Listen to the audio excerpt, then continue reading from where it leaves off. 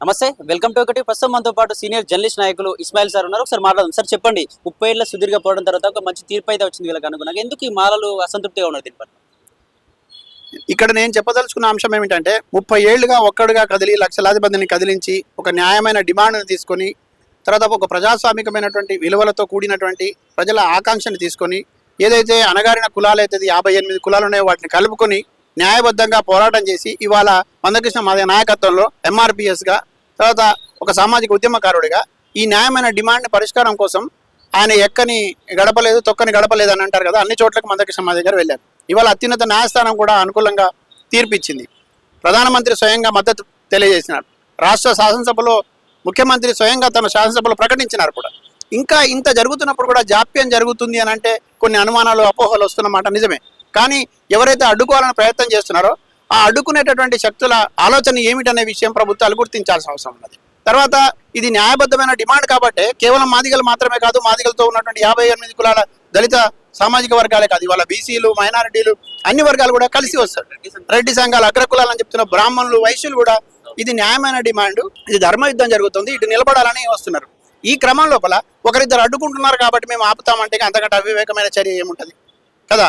కాబట్టి మెజారిటీ ప్రజల ఆకాంక్షలకు అనుగుణంగా సాగుతున్న ఈ ఉద్యమం విజయం సాధించడం ఖాయం. లక్షల డప్పులు వేల గొంతులు ట్యాంక్ బండ మీదకి రావడం ఖాయం. ఇక్కడ ప్రపంచ చరిత్రలో ఒక సాంస్కృతిక విప్లవంగా ఇది నిలబడడం ఖాయం. ఈ ఏదైతే ఆకాంక్షతో బయలుదేరాడో మందకృష్ణ మాదిగ గారు దాన్ని నెరవేర్చుకోవడం కోసం ఎంత దూరమైన వెళ్ళడానికి ఆయన సిద్ధంగా ఉన్నాడు. కాబట్టి ఆయన నాయకత్వంలో ఈ ఉద్యమానికి పూర్తి స్థాయి సంఘీభావం మద్దతు, ప్రత్యక్ష యుద్ధంలో కూడా మేమందరం మైనారిటీలు కూడా ఉంటామని సందర్భంగా తెలియజేస్తాం. మీరేమో 7న పెద్ద ప్రోగ్రామ్ అయితే చేయబోతున్నారు, 1,00,000 డప్పులు 1000 గుర్తులు ప్రోగ్రామ్ చేయబోతున్నారు. వాళ్ళేమో కర్రెలు బరిసలతో మేము కూడా దిగుతాం బరిలోకి అని చెప్పి వాళ్ళు చెప్తా ఉన్నారు. ఎందుకు అసలు వీళ్ళకి నిజంగానే ఎలాంటి అన్యాయం జరుగుతుంది అనుకోవచ్చు? ఇక్కడ అన్యాయం కంటే కూడా ఆక్రోశం కనపడతా ఉన్నది. వీళ్ళు కొంతమంది మాట్లాడుతున్న తీరు చాలా బాధ కలిగిస్తున్నది. నేను ఒక ప్రజాస్వామికవాదిగా రాజ్యాంగం కల్పించినటువంటి హక్కులను రక్షించబడాలని, రాజ్యాంగం కల్పించినటువంటి రాజ్యాంగ విలువల్ని కాపాడుకోవాలని, తర్వాత బాబాసాహెబ్ అంబేద్కర్ ఇచ్చినటువంటి స్ఫూర్తిని కొనసాగించాలని కోరుకునేవాడిని. నేను ఏ మతానికో ఏ వర్గానికో లేకపోతే ఇక్కడ ఉన్నటువంటి వ్యతిరేకిస్తున్న కులానికి కూడా నేను వ్యతిరేకం కాదు. కానీ ఇది మెజారిటీ కులాలకు సంబంధించి, మెజారిటీ ప్రజలకు సంబంధించి, మెజారిటీ వర్గాలకు సంబంధించినటువంటి ఆకాంక్షను వస్తున్నప్పుడు అడ్డుకోవడానికి ప్రయత్నం చేయడం అనేది మంచిది కాదు. సామరస్యపూర్వకంగా పరిష్కారం అయ్యే ఈ సమస్యను రాద్ధాంతం చేసి పరుష పదజాలాలు వాడడం, పోటీగా కార్యక్రమాలు తీసుకొని వాటికి పేర్లు కూడా కొంచెం వినడానికి ఇష్టం లేనట్టుగా ఉన్నాయి. అవి పేర్లు కూడా అట్లా తీసుకోవడం అనేది మంచిది కాదు, ఎవరికి మంచిది కాదు. ఇవాళ రాజ్యాంగబద్ధంగా మనకు అనేక అవకాశాలు ఉన్నాయి నిరసన తెలియజేయడానికి, ఆందోళన నిర్వహించడానికి, మన ఆకాంక్షలు చెప్పడానికి, ధర్నాలు చేయొచ్చు, నిరసన తెలియజేయచ్చు, ఏ రూపమైనా తీసుకోవచ్చు.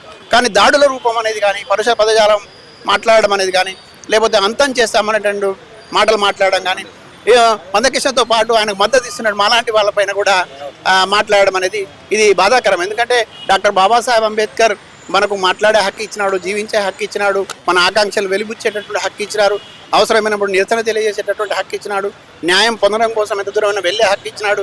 ఏ వర్గం అయితే అన్యాయానికి గురవుతుందో ఆ వర్గం వైపు నిలబడే కొట్లాడేటటువంటి హక్కు కూడా మనకి ఇచ్చినారు. చాలా మంది మీకు రెడ్డి సంఘ నాయకులు కావచ్చు, బీసీ నాయకులు కావచ్చు, చాలా మంది సపోర్ట్ చేస్తూ ఉన్నారు.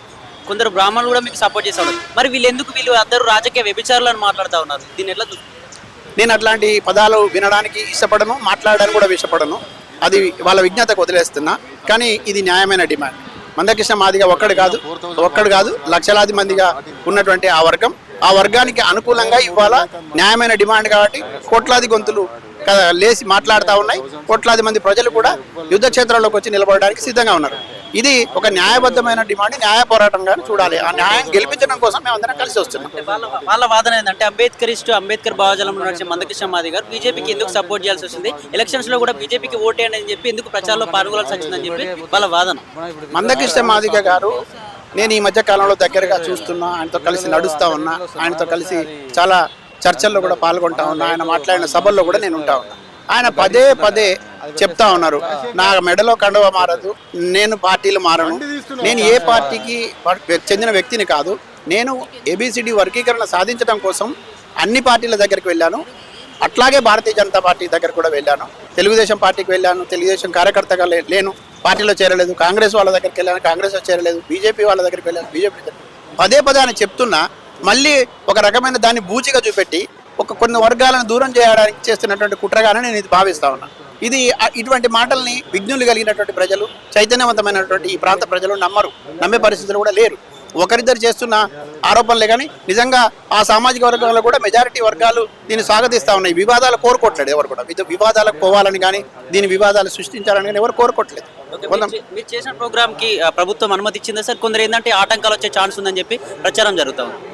ఇవాళ ఈ దేశంలో స్వతంత్ర ఉద్యమం నుంచి తెలంగాణ తొలిదశ మలిదశ ఉద్యమాలు, అనేక ప్రజా ఉద్యమాలు, బలమైనటువంటి ఉద్యమాలు నడిచిన గడ్డ ఇది. ఏ ప్రభుత్వాలు కూడా అడ్డుకోవాలని చూసినప్పుడు ఖచ్చితంగా ప్రజలు తలుచుకుంటే ప్రభుత్వాలను అడ్డుకోవచ్చు, కానీ ప్రభుత్వాలు ప్రజలను అడ్డుకునే పరిస్థితి ఉండదు. ఈ లక్షల మంది కదిలి వచ్చిన సందర్భం లోపల, ఒక న్యాయమైన డిమాండ్గా దీని ముందుకు వస్తున్న సందర్భం లోపల అట్లాంటి మాటలు మాట్లాడుతున్నారంటే ఇక వాళ్ళ అవివేకం అనుకోవాలా.